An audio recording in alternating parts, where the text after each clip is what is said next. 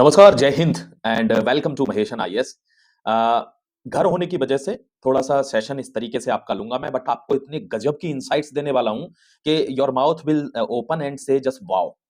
मतलब किस तरीके से मोदी जी ने अपनी जिंदगी बचा ली है, ये मैं आपको बताने वाला हूं। पूरा एक एक डॉट मैं आपको कनेक्ट करूंगा। अनफॉर्चुनेटली स्टूडियो में नहीं हूं, इसलिए आपको दिखा नहीं पाऊंगा, बट हाँ, आप इमेजिन कर पाएंगे एंड ट्रस्ट मी। दोस्तों, बात बता रहा हूं आपको पिछले सितंबर की ही। पिछले सितंबर में बांग्लादेश की बात है। आपको पता है अमेरिका ने वहां पर आकर अपना डेरा डाल दिया। अब अमेरिका कहीं भी आ रहा है, उसकी कोई कॉन्स्पिरेसी तो रही होगी। एक बात तो आप बिल्कुल समझ लीजिए कि इस समय भारत से और भारत के प्रधानमंत्री से बहुत ज्यादा नफरत है अमेरिका को, लेकिन एक्सप्रेस नहीं कर सकते। ये हमारा कद है, ये भी बात आप समझ के चलना।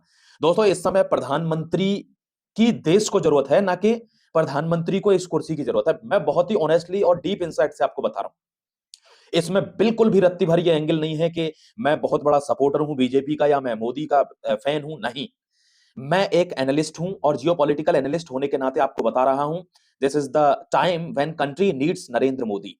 और अगर बहुत बड़े पैमाने पर, चाहे सीआई हो, डीप स्टेट हो, एनआईए हो दोस्तों, जो बांग्लादेश की नेशनल सिक्योरिटी है, ठीक है, तो बांग्लादेश की जो खुफिया एजेंसी है उसका नाम है एनआईएस, नेशनल इंटेलिजेंस सिक्योरिटी। तो एनआईएस, सीआईए और डीप स्टेट, दोनों का, तीनों का मिलकर ऑपरेशन आपको बता रहा हूं। आप दांतों तले उंगली दबा जाएंगे दोस्त। मैं आपको बता रहा हूं इंटेलिजेंस सोर्सेस से। आपको एक चीज और पता चलेगी कि भारत की एजेंसियों को अगर कोई हल्के में लेता है तो उससे बड़ा मूर्ख पूरे दुनिया में कोई नहीं है दोस्तों, ठीक है। जितने भी कॉवर्ट ऑपरेशंस होते हैं कभी भी ओपन नहीं होते। हाँ, होने के बाद आपको पता चल सकती है। अब जैसे कि मैं आपको बता रहा हूं, देखिए ध्यान रखिएगा, लेकिन मैं आपको यह नहीं बता सकता कि सोर्सेस कहां से हैं। देखिए दोस्तों, सितंबर की बात है, बहुत ध्यान से समझना। सितंबर में बांग्लादेश में ढाका में एक एक्स मरीन, और मरीन सबसे बड़ा कमांडो माना जाता है यूएस का, एक मरीन उतारा जाता है। वो इस समय कर्नल है आर्मी में। और दोस्तों, उसको किसी कॉन्स्पिरेसी के तहत यहां उतारा जाता है क्योंकि कुछ ऐसा करना था। देखो, भारत को तख्ता पलट करना इतना आसान नहीं है। It is not even easy to regime change in India. क्यों? क्योंकि यहां विभिन्न विभिन्न, यानी हम कहते हैं ना डाइवर्सिटी, यूनिटी इन डाइवर्सिटी। इसी वजह से यहां एक समुदाय नहीं रहता, कई सारे समुदाय रहते हैं, और यही कारण है कि भारत का तख्ता पलट तो बहुत मुश्किल है। खूब कोशिश करी गई है, चाहे लद्दाख हो, चाहे मणिपुर हो, चाहे बांग्लादेश हो, नेपाल हो, श्रीलंका हो, म्यांमार हो, पाकिस्तान में भी अभी जेनजी प्रोटेस्ट चला हुआ है। अभी मैं आपको एक आर्टिकल लेकर आऊंगा कि कैसे अमेरिका में प्रोटेस्ट चला हुआ है। नीचे कमेंट सेक्शन में लिखना अगर आपको वो आर्टिकल चाहिए, ठीक है। 50 राज्य हैं अमेरिका में, 50 में प्रोटेस्ट चला हुआ है, ट्रंप के खिलाफ चला हुआ है। अपनी ही दवाई खुद को लेनी पड़ रही है आज ट्रंप। मोदी जी की जिंदगी एससीओ में भी खतरे में थी और पिछले सितंबर में भी खतरे में थी। यानी एक व्यक्ति है, आपको एक चीज का अंदाजा हो रहा होगा कि इतने दबाव के बावजूद, इतने टैरिफ के बावजूद नरेंद्र मोदी ट्रेड डील के दबाव में क्यों नहीं आया, भारत से ट्रेड डील क्यों नहीं हुई यूएसए की। इसका मेन कारण ही यह है, एक सेंटेंस ट्रेड डील के बाद मोदी जी ने बोला था, और वो बोला था कि मुझे इसकी व्यक्तिगत कीमत चुकानी पड़ सकती है। दोस्तों, कोई प्रधानमंत्री ऐसे नहीं बोलता, उसको इंटेल रहती है, यानी खुफिया जांच रहती है, उसको खुफिया रिपोर्ट्स रहती हैं, तभी वो ऐसा बोलता है कि इसका मुझे पर्सनल हर्जाना चुकाना पड़ेगा। ध्यान रखना, ढाका में एक व्यक्ति उतरता है, कर्नल जैक्सन, और वो दोस्तों कॉन्स्पिरेसी के तहत आता है, लेकिन एक सिविल सोसाइटी का निर्माण कर रखा है कई सारी जगह पर अमेरिका ने, और उस सिविल सोसाइटी के हेल्प से ये लोग कोवर्ट ऑपरेशन चलाते हैं, जिनको खुफिया ऑपरेशंस कहते हैं। आपने देखा होगा पिछले दिनों मरीन कमांडो मारा गया दोस्तों। एक मरीन को मारना कम से कम 20 कमांडो के बराबर है। अब मरीन कमांडो होटल में एंट्री करता है, वेस्टर्न होटल में, और वेस्टिन होटल में जाकर वहां पर संदिग्ध हालतों में उसकी मौत मिलती है। उसके बाद वो कोई भी न्यूज में नहीं आता, ना उसको हमारा न्यूज कवर कर पाता है, ना उसको लोकल बांग्लादेश का न्यूज कवर कर पाता है, और चुपचाप उसको ले जाते हैं और उसको अपरिहार्य कारणों से मरा हुआ बताकर सीधे ले जाकर वहां दफना देते हैं या जला देते हैं, जो भी उनकी प्रोसेस है। अब प्रॉब्लम ये होती है कि केवल अकेला जो है कर्नल जैक्सन नहीं मारा जाता है दोस्तों, पीटर हास भी वहां पर आता है, कई सारे कोवर्ट ऑपरेशन से रिलेटेड जितने भी बंदे थे, कई सारे लोग वहां पर आते हैं, और विभिन्न विभिन्न अलग अलग होटलों में 4 से 5 लोग मारे जाते हैं। किसी को नहीं पता है कि ये चाइना की एजेंसी कर रही है, किसी को नहीं पता है कि ये केजीबी ने किया है, कोई नहीं जानता कि ये भारत की इंटेलिजेंस का काम है, या ये कोई और ही ग्रुप है, जैसे हक्कानी टाइप का नेटवर्क जो पाकिस्तान में चलता है, जिसको आप पैसा दीजिए वो अपने माँ बाप को भी मार देगा, दल्ला है वो, ठीक है। तो दोस्तों, ऐसे ग्रुपों के, अब वो कंफ्यूजन हो गया अमेरिका को कि आखिर ये कर कौन रहा है, और बहुत भयानक न्यूज थी ये कि किसी को मरवाने के लिए भेजना और खुद मर जाना। एससीओ में फेल्ड हुए, तो फिर इसके बाद इंसर्जेंसी, उसके पहले देखिए ये वाला प्रोग्राम फेल हुआ। ये सब ब्रेन से फेल होता है, ये इतना आसान नहीं होता। वहां पे कोवर्ट ऑपरेशन जो करते हैं ना हीरोज, वो बहुत जबरदस्त लोग होते हैं। दोस्तों जब ये फेल हुआ और अमेरिका को ये पता चल गया कि नहीं, इतना आसान नहीं है इतने कद के लीडर को एलिमिनेट करना। डिप्लोमैटिक भाषा में इसको elimination of the greatest leader कहते हैं, यानी जो भी लीडर हमारे हिसाब से नहीं चल रहा उसको एलिमिनेट कर दीजिए, ये इनका प्रोग्राम रहता है। आपने देखा होगा मणिपुर में कितनी बड़ी हिंसा हुई। आपने अब थंबनेल की बात पर आ रहा हूं, इस क्रक्स पर आ रहा हूं इस वीडियो के ऊपर कि कैसे मणिपुर में दोस्तों पूरा का पूरा विपक्ष या कोई भी व्यक्ति बार बार एक ही बात दोहरा रहा था पूरे के पूरे भारत में कि प्रधानमंत्री मणिपुर क्यों नहीं जा रहे, मणिपुर जल रहा है, मणिपुर क्यों नहीं जा रहे, प्रधानमंत्री मणिपुर नहीं गए। हमारे और तुम्हारे मन में भी ये बात आ चुकी थी कि यार इतने लोग वहां मर रहे हैं, ये मणिपुर क्यों नहीं जा रहा है। दोस्तों ध्यान रखना, कुकी और मीती जो ट्राइब्स रहते हैं मणिपुर में, उनको आपस में भड़का के उनके बीच दंगा कराया गया और मणिपुर में क्रिश्चियनिटी को क्या करना है, इंप्रूव करना है। आपने एक चीज देखी होगी, यहां पर आप बांग्लादेश में देख लीजिए, बंगाल में देख लीजिए, आप उड़ीसा में देख लीजिए, मैंने आपको कहा था 800 क्रिश्चियन मिशनरीज उतारे गए हैं। कहां पर? यूरोप के अंदर। क्योंकि ट्रंप ने या ट्रंप के सलाहकारों ने डायरेक्ट कहा है कि we are a Christian nation. यहां पर हनुमान जी की मूर्ति कैसे लग रही है? आपको समझने होंगे जियोपॉलिटिक्स में, आपको दाव समझने होंगे कि कैसे दाव चल रहे हैं। अमेरिका में प्रोटेस्ट क्यों हो रहा है?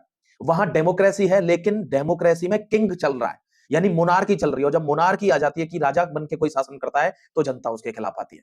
And that is the reason why protest are going on in America, all 50 states across the America, 50 के 50 राज्यों में। एक चीज और आपको ध्यान रखनी है कि जब मणिपुर में अगर एक बार प्रधानमंत्री जाते तो शायद ना होते। बहुत बड़ा स्टेटमेंट बोल रहा हूं, लेकिन क्या करूं दोस्तों, एनालिसिस ये कहती है, क्योंकि वहां जिस तरीके से प्लॉटिंग थी, जिस तरीके से फील्डिंग लगी हुई थी, चाहे वो सीआईए हो, चाहे वो एनएसआई, दोस्तों ये जो बांग्लादेश की खुफिया एजेंसी है यूनुस खान के अंडर, वो भी इसी चीज में काम करे to eliminate the leader of India. क्योंकि ये बंदा बहुत ज्यादा पावरफुल हो चुका है। कंट्री देखो, अभी आपको एक बात बताऊं, ईरान का जो एम्बेसडर है वो भारत आया, भारत से मिलकर गया, उसके सेंटेंस बताऊं आपको, यू विल बी अमेज्ड। उसने कहा है, महान देश, महान मातृभूमि, मेहनती लोग, बहुत जल्दी भारत अपनी पुरानी प्रतिष्ठा को वापस लेगा। ये ईरान के राजदूत के वर्ड हैं। आप समझिए जियोपॉलिटिक्स किस तरफ जा रहा है। दोस्तों ये किस वजह से हुआ है? क्योंकि मोदी जी ने कहा अगर रशिया से तेल नहीं लेने देना है तो ईरान का खोल दीजिए सैंक्शन। नहीं खोला। आप समझिए अभी आमने सामने का युद्ध हो गया है दोस्तों। एक आर्टिकल आपको पाकिस्तान के ऊपर और लाऊंगा कि पाकिस्तान कैसे अब इजराइल से पिटेगा, क्योंकि इजराइल हमास का दिक्कत हो गई है, तो अब पाकिस्तान कैसे इजराइल से मरेगा, मैं आपको बताने वाला हूं। मणिपुर के अंदर इतनी तगड़ी कॉन्स्पिरेसी बनी हुई थी दोस्तों, चाहे वो हमारे विपक्ष के लोग हों जो भी मोदी जी के अगेंस्ट में हैं, यानी जो भारत की इस समय की सरकार है उसके अगेंस्ट में है। मोदी के अगेंस्ट तो कोई क्या रहेगा, मोदी तो प्रधानमंत्री है, एक पोस्ट पर बैठे हुए हैं। तो उस पोस्ट के अगेंस्ट जितने भी लोग इस समय काम कर रहे हैं, वे सारे लोग फंडिंग में इन्वॉल्व हैं, सोशल वेलफेयर में इन्वॉल्व हैं, एनजीओ के थ्रू हेल्प ले रहे हैं। They just want to get rid of the present government, nothing else. वे सिर्फ और सिर्फ एक उम्मीद, एक लक्ष्य रखते हैं कि जो जो अभी नेता चल रहा है उस नेता को एलिमिनेट करना है, उसको हटाना है। अदरवाइज अमेरिका का एक भी काम यहां मुमकिन नहीं है, पॉसिबल नहीं होगा। अमेरिका टैरिफ वॉर के बावजूद खूब मारने की कोशिश कर ली, हर जगह फेल हुआ। लद्दाख में फेल हुआ, उड़ीसा में फेल हुआ, महाराष्ट्र में फेल हुआ। दोस्तों आपको पता है साउथ में लैंग्वेज इश्यू चल रहा है, क्यों? हिंदी को एलिमिनेट करना चाहते हैं। आपने देखा होगा मराठा में, महाराष्ट्र में मराठी और हिंदी का इश्यू चला। आप इन चीजों को आप कनेक्ट कीजिए। उड़ीसा में मूर्ति विसर्जन पर कितना बड़ा बवाल हुआ, सबसे बड़ा बाजार इंसर्जेंसी का। उत्तर प्रदेश, वहां आई लव मोहम्मद का कितना बड़ा प्रोटेस्ट हुआ। दोस्तों कितना बड़ा प्रोटेस्ट बांग्लादेश के आसपास म्यांमार में हुआ, जहां कितने लोग मारे गए। ये सब जगह जगह, मतलब उनको पता है हम रेजिम चेंज नहीं कर सकते, क्योंकि भारत का हर राज्य अलग अलग जनजाति का है, लेकिन हम पॉलिटिकल ऑर्डर डिस्टर्ब करके गवर्नमेंट को हटा सकते हैं। अगर हम नेता को एलिमिनेट नहीं कर पा रहे तो गवर्नमेंट को एलिमिनेट कर सकते हैं। And these are the conspiracies are running behind in the scene. लेकिन भारत की इंटेल ने, जो एजेंसी है दोस्तों, बहुत अच्छे से इन्वॉल्व है। कोवर्ट ऑपरेशंस के दौरान आपने देखा होगा कम से कम 5 लोग जो इसी चीज को जन्म देने आए थे कि भारत के हर राज्य में कैसे इंसर्जेंसी हो, कहां कहां ये लोग कंट्रोल करेंगे, लेकिन वो फेल हो गया। वो ढाका में ही निपटा दिए गए, ढाका में ही निपटा दिए गए। सल्यूट करिए अपने कोवर्ट हीरोज को, सल्यूट करिए रशिया के कोवर्ट हीरोज को, जो हमको दोस्तों खुले आम हमारी इंटेल के साथ अपना सपोर्ट रखते हैं और इंटेलिजेंस शेयर करते हैं। क्या मोदी जी को सारी इंटेलिजेंस नहीं होगी? क्या सरकार को नहीं होगी? ये इंटेल सबको है दोस्तों, और इसी वजह से वे अपनी जान भी बचा पा रहे हैं। ध्यान रखना, आपके लिए आर्टिकल लेके आ रहा हूं कि कैसे पाकिस्तान अब इजराइल से पिटेगा, क्योंकि पाकिस्तान में जो दंगा हुआ है वो फलस्तीन की वजह से हुआ है। ठीक है, तो अब वो तो दोनों तरफ से मारे गए। उनके नेता तो इस वजह से मारे गए क्योंकि नेतन्याहू के खिलाफ काम कर आए, और जनता भी इस वजह से मारी जाएगी क्योंकि वो फलस्तीन के सपोर्ट में काम कर रही है, हमास के सपोर्ट में काम कर रही है, आतंकवादियों को आतंकवादी सह दे रहे हैं। दलों का सर्वनाश निश्चित है। ठीक है दोस्तों, एक और आर्टिकल आपके पास लेके आऊंगा, आप जुड़े रहना। कि कैसे भारत की इंटेलिजेंस ने आगे के किसी भी प्रोग्राम को फेल करने के लिए ऑपरेशंस क्लियर कर लिए हैं। मैं आपको सबूत के साथ दिखाऊंगा। अपना ख्याल रखिए, खुश रहिए। आप सभी को हैप्पी दिवाली। अभी कुछ टाइम बाद, 2-3 घंटे बाद मैं आपको एक आर्टिकल लाऊंगा और उस आर्टिकल में आपको बताऊंगा हमास और मोदी का कौन सा वो सॉरी नेतन्याहू और मोदी का कौन सा वो फोन कॉल था जो मैंने आपको 1 हफ्ते पहले एक बताया था। मैंने कि 1 हफ्ते के लिए ये हमास चुप होगा, उसके बाद फिर से यही होना है। मैं आपको बताऊंगा वो क्या इंटेलिजेंस थी, वो क्या कॉल थी, कैसे मोदी और नेतन्याहू के मास्टर स्ट्रोक में ट्रंप फंस गया, समझ नहीं पाया। पहले उसकी इकोनॉमी डाउन हुई, शट डाउन हुआ, फिर उसकी इज्जत गई, अब अमेरिका जाने वाला है। जय हिंद, वंदे मातरम। मिलता हूं आपसे अगले आर्टिकल में, तब तक के लिए अपना ख्याल रखिए, खुश रहिए। जय हिंद।